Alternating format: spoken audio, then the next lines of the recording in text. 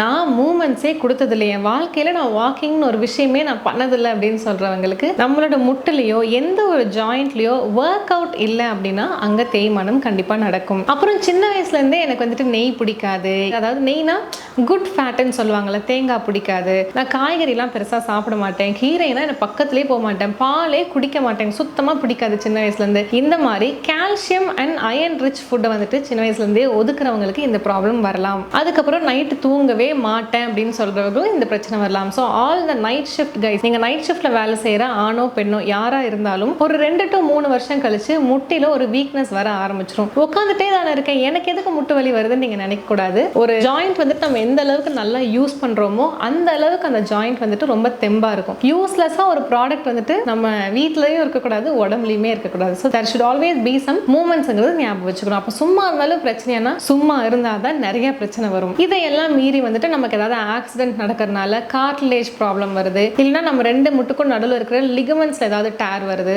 அதனால வந்துட்டு நமக்கு நீ ப்ராப்ளம் வரும். இல்லை ஏஜிங் ஒரு மேஜர் ஃபேக்டராக இருக்கலாம். 55 வயசு ஆயிடுச்சுனாலே நமக்கு கால்சியம் வந்துட்டு நம்ம உடம்புல இருந்து கம்மியாக ஆரம்பிச்சுட்டே இருக்கும், அதனாலையும் இந்த ஆஸ்டியோஆர்த்ரைட்டிஸ் வரலாம். ஏஜிங்னால இந்த ப்ராப்ளம் வரலாம். யூட்ரஸ் அண்ட் ஓவரிஸ் இது ரெண்டையுமே நான் ரிமூவ் பண்ணிட்டேன்னு சொல்றவங்களுக்கு ஆஸ்டியோபோரோசிஸ்னு ஒரு கண்டிஷன் வரும். நான் முன்னாடியே சொல்லியிருக்கேன். ஓவரிஸ் வந்துட்டு ரொம்ப ரொம்ப முக்கியம். நம்மளோட உடம்புல வந்துட்டு நம்மளோட எலும்புகளில் கால்சியம் நிற்கிறதுக்கு வந்துட்டு நம்மளோட சினைப்பைகள் ரொம்ப முக்கியம். ஸோ மொத்தமாகவே யூட்ரஸையும் ஓவரிஸையும் எடுத்துட்டேன்னு சொல்றவங்களுக்கும் இந்த ஒரு முட்டு வலி வரலாம். நீங்க உங்களை டேக் கேர் பண்ணலனா வரும், முன்னாடியே வந்துட்டு உங்க உடம்பு வந்துட்டு கவனிக்கலனா வரும். அதாவது முட்டு வலி வந்ததுக்கு அப்புறம் முட்டு வலிக்கான மருந்தையோ முட்டு வலிக்கான உணவையோ எடுக்கிறத விடுவோம், முட்டு வலி வராமல் இருக்கிறதுக்கு முன்னாடி இருந்தே ஒரு ஸ்ட்ரென்த் ட்ரைனிங், முன்னாடி இருந்தே புரத வகைகள், முன்னாடி இருந்தே சீக்கிரமா தூங்குறது, ஓவர் ஜங்க் எடுக்காம இருக்கிறது, ரொம்ப முக்கியமான விஷயம் வந்துட்டு இந்த ஸ்ப்ரைட், கொக்கோ கோலா, ஃபேண்டா மாதிரியான ஏரேட்டட் ட்ரிங்க்ஸ்லாம் இருக்கு இல்லையா, இந்த சோடா நிறைந்த உணவுகள்லாம் எடுக்காம இருக்கிறது வந்துட்டு ரொம்ப முக்கியம். இதெல்லாம் எடுத்தோம் அப்படின்னா நமக்கு கண்டிப்பா வரும். And smoking, long term smoking and ஆல்கஹாலும் இது வரதுக்கான வாய்ப்பு